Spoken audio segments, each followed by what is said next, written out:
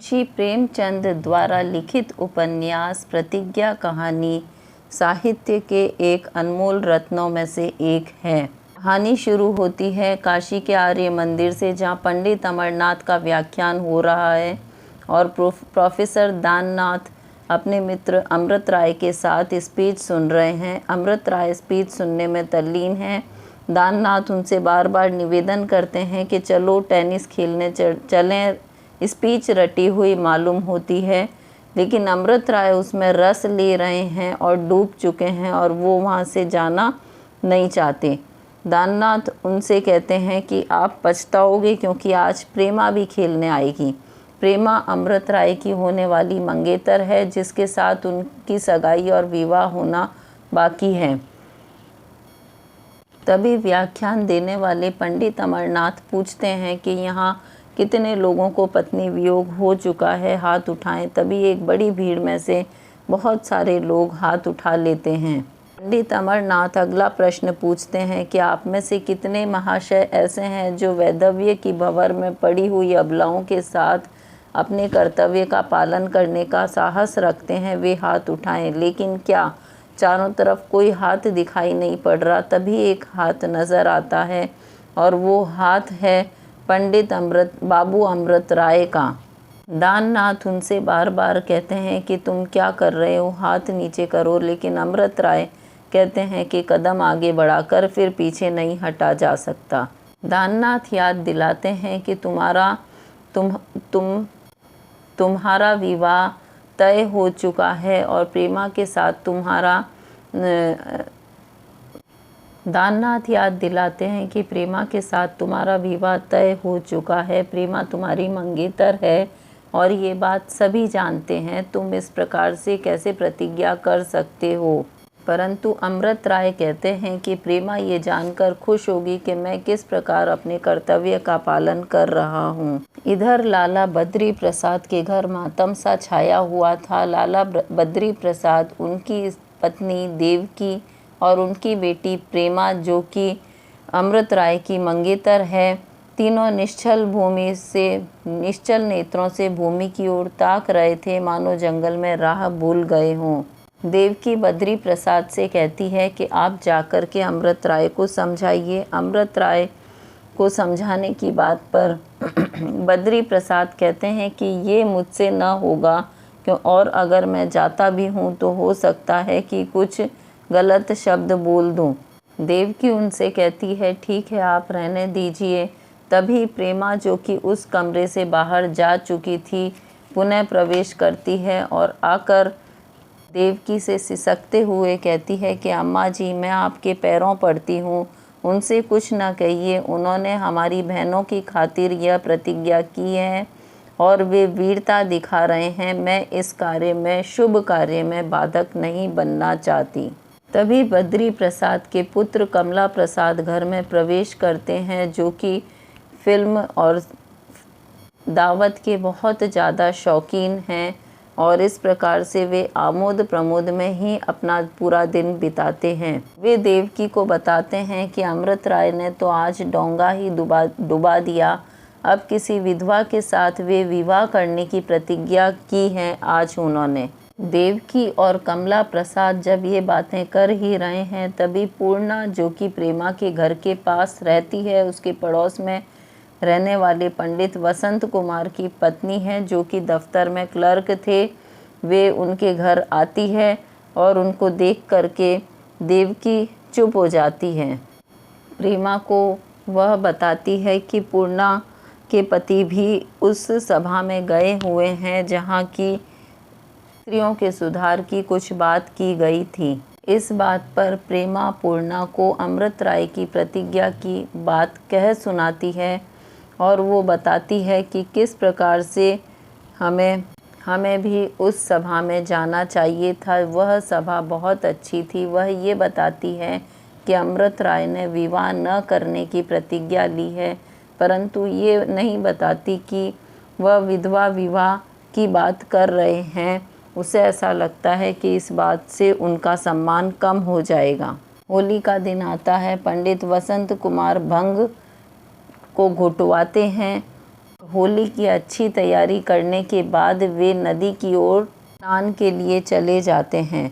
गंगा जी में जाने के बाद तैरते समय उन्हें कुछ अच्छे कमल के फूल दिखाई देते हैं और वो पूर्णा को देने के लालच में बहुत बीच मझधार में आ जाते हैं और डूब जाते हैं और उनका देहांत हो जाता है।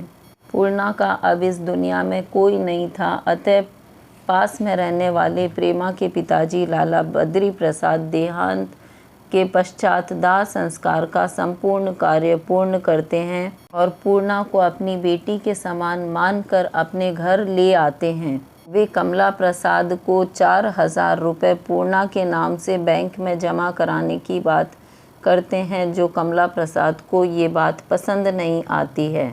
कमला प्रसाद पूर्णा को नहीं लाना चाहते, अतः कुछ ऐसा कहने जाते हैं ताकि वह उनके घर न रहे, लेकिन वह पूर्णा की सरल निष्कलंक दीन मूर्ति देख करके द्रवित हो जाते हैं और उसे अपने घर में रहने देते हैं। प्रेमा पूर्णा की बाट जो रही थी और उसे देखते ही उसके गले से लिपट गई। सुमित्रा भी दौड़ करके पूर्णा से मिलने आई। कमला प्रसाद, जो कि पूर्णा के रूप से मोहित हो चुका था, पूर्णा और सुमित्रा के लिए रेशमी साड़ी लेकर आता है और इस बात पर सुमित्रा अपने पति कमला प्रसाद पर नाराज हो जाती है और तनातनी के चलते कमला प्रसाद बाहर के कमरे में अलग रहने लगता है। पूर्णा उसे समझाने जाती है कि वह सुमित्रा के साथ इस प्रकार व्यवहार न करे, परंतु वह पूर्णा को बहलाता फुसलाता है। पूर्णा रात के इस पहर में उसकी इस बात से घबरा कर दौड़कर अपने कमरे में वापस आ जाती है। सुमित्रा कमला को अगले दिन समझाती है, जो कि सारी रात का दृश्य देख चुकी थी। वह कहती है कि तुम मजबूत बनो और इस प्रकार किसी का आश्रय लेने की तुम्हें आवश्यकता नहीं है। तभी कमला प्रसाद उस कमरे में आता है और पूर्णा से कहता है कि तुम्हें प्रेमा ने बुलाया है। प्रेमा, जो कि अब दाननाथ की पत्नी बन चुकी है, क्योंकि अमृत राय शादी से इनकार कर चुके थे और दाननाथ भले मनुष्य थे और बद्री प्रसाद को पसंद थे, अतः बद्री प्रसाद अपनी पुत्री प्रेमा का विवाह दाननाथ से कर देते हैं। पूर्णा कमला प्रसाद के साथ दाननाथ के घर प्रेमा से मिलने चल देती है, परंतु कमला प्रसाद उसे पूर्णा को प्रेमा के घर न ले जा करके अपने फार्म हाउस में ले आते हैं तथा उसके बदतमीजी करने का, बलात्कार का प्रयास करते हैं।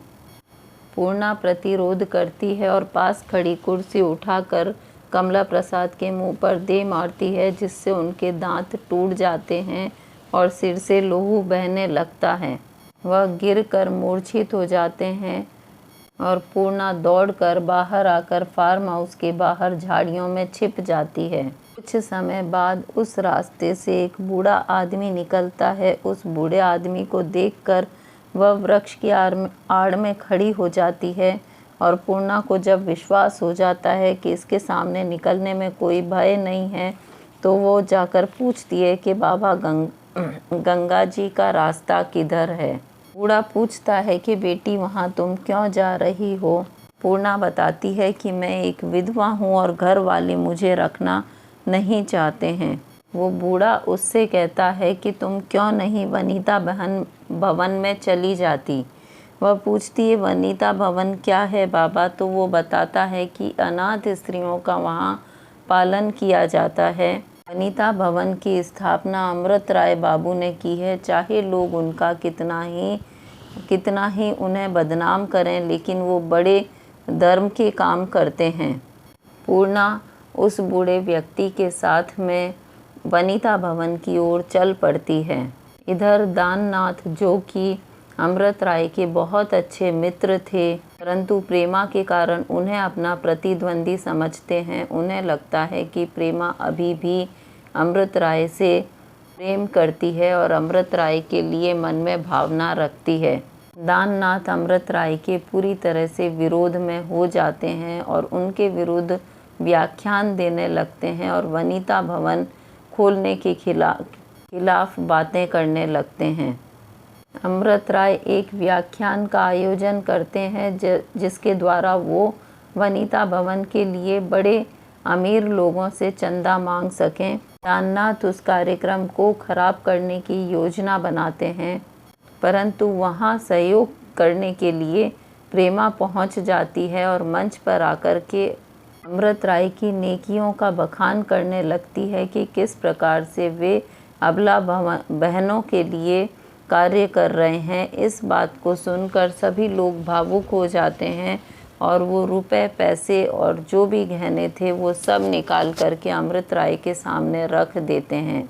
इस घटना से दाननाथ निश्चिंत हो जाते हैं कि जरूर प्रेमा अभी भी अमृत राय के लिए मन में प्रेम की भावना रखती है।